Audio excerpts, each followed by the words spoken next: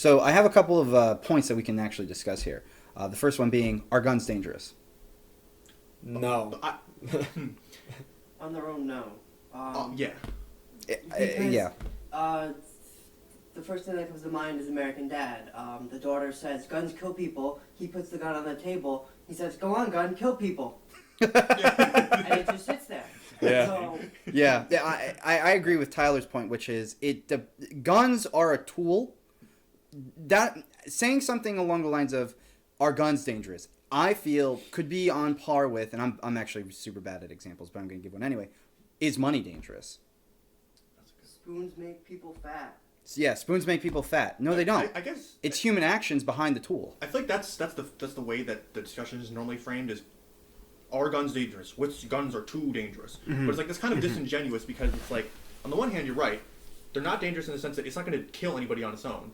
But I will say that I just don't think that's the right phrase when people use, because it's like it might not be that it's dangerous, but it was made with the specific intent of having a greater capacity, I guess you could say, for being dangerous. Like Good is point. it like a knife? I don't think like even like a steak knife. I don't think a steak knife is dangerous, but I say that it's more dangerous than like, I don't know, a plushie. Yeah. Right. It's all about the context. Like, you wouldn't give a steak knife to like a baby. No, Right? but then Yeah. but then it's not like the knife is like, all right, good, finally, time to stab the baby. It's like the baby's not gonna know what to do with the steak knife, and it might hurt itself. So it's like, I don't know. Gotta find like a better word or something. Maybe like, I don't know. Again, I think it goes back to the access to guns and really having good regulation on that. You know, gun safes. You know, gun in maybe a high place with very limited access to those types of things. For sure. And I agree with both those points. Background checks. I think we're all good on that. Right? Yeah, okay, so that was actually going to be one of the next points, but we could talk about that now, just going off of your point. Because me personally, background checks I feel are probably the best middle ground solution for both sides of the issue. Because if we can have an unbiased source, not some kind of extremely left-leaning kind of psychological evaluation, you know, something that's very unbiased. Are you mentally well enough to have a gun? And I believe you should also have to come back maybe every year, every 2 years, however often, and reassess the situation, because things can change. And you know, especially for some men who are the majority of gun owners compared to women, some men can get very emotional about specific topics. I remember I've even had issues in my personal family that I won't go into too much detail, but there have been threats where people have said, I'm going to, in my family, where heated arguments between family members arise, and then people say, I'm going to effing kill everybody in this household. So there are specific moments where men can kind of teeter off, and even women, although, you know, that's a difference. I have a question for you, and I'm sorry, I'm go not ahead. cutting you off. What would you say for people going into these, having to get these background checks like numerous times? Wouldn't it be easy for them to just go in and say, okay, I'm going to chill out. I'm getting my background check now for my firearm. I'm going to put on a show and be really chill. And Absolutely, especially people who are psychopaths and sociopaths. That'd be very simple. I feel as though the point I was making is we don't do enough to kind of assess the mental well-being of the person. All we really look at is their past, and people can scrub their past records, or they can change their name and identity, and they can give false information. And that's still possible, and it happens. And especially the majority of mass shooters don't have previous aggravated offenses. They kind of go all out. Like, they go all out at one moment in their life. They get extremely emotionally charged. They go in, they fake it to seem like they're a normal person. They buy a whole bunch of ammunition and a gun, and then they go in and they shoot up a church or a building or a school. So the point I was making at is, as long as we can have, you know, kind of government out of it and have some kind of unbiased way to assess whether the mental health of somebody, whether or not they can own a gun, and then also kind of maybe readdressing the topic. Now, I'm not a genius. I'm not saying that this is the best solution. I'm saying this might ease a lot of people who want bigger gun control. Because I think everybody here in this room agrees that just getting rid of guns is not the solution. No, that will not solve. You literally can't. That will not solve absolutely anything. That's going to make things much worse. Case in point, London. London is a phenomenal example, and not only London, but some of the other European countries which are slowly starting to get rid of guns.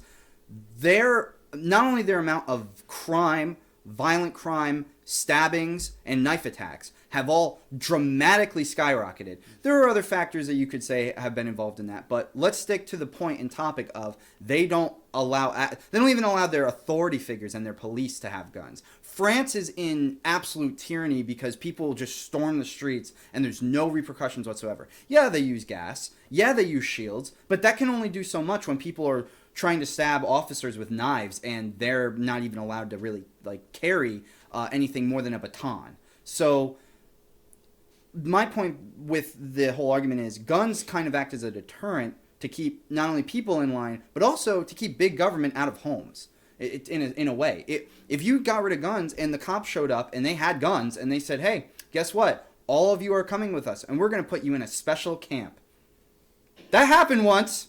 Wasn't fun for them. Wasn't fun for them. We don't need to repeat history again in that kind of sense.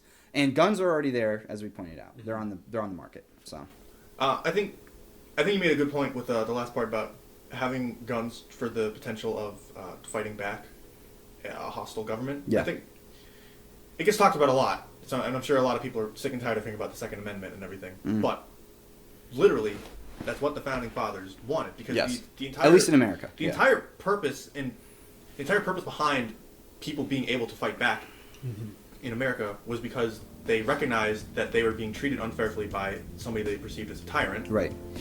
And then they realized that they had some form of weaponry that they could use to fight back. Yeah. And they sort of put those things together in night.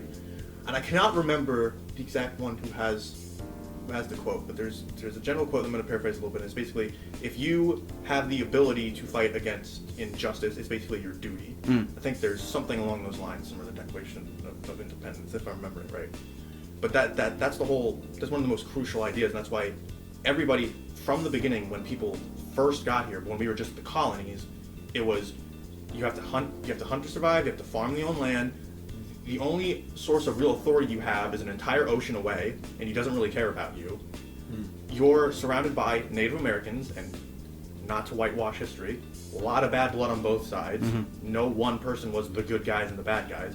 But from the perspective from a colonyman, or a colonial man, every day in your life there's a chance that you're going to run into a tribe of Native Americans, and they're not going to be particularly happy to see you, and they're going to try to kill you and your entire family.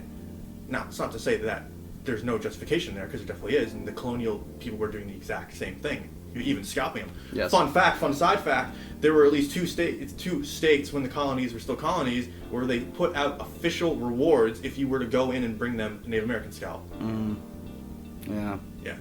Dark times, dark days. But going off that, so it's that atmosphere and that idea of every man that can fight and has a weapon needs to be able to defend themselves, their community, and their family at a moment's notice. And that bled into this whole, well, now we need to direct that towards overthrowing a tyranny that is trying to rule over you. Yes. And it has a lot to do, I think, with gun ownership. You know, because people can say, oh, like, do you own a gun? Well, I have a gun, but, like, do you legally own it, or do you illegally own it? And it's I feel like it's kind of gray. It can be gray, and that's very dangerous. We need to be very clear about, who gets the gun, who owns the gun, whose name is under that weapon. If for whatever reason it gets out of that person's hand and they don't know where it is, where is it? You know, who has it? Who's going to use it? What are their intentions?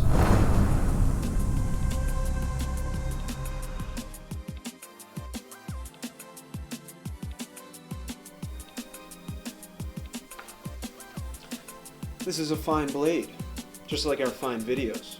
Make sure you subscribe, like, comment, ring that notification bell, and you can further support us by following us on all our social media, which includes Snapchat, Facebook, Instagram, and Twitter, and Patreon. Thank you.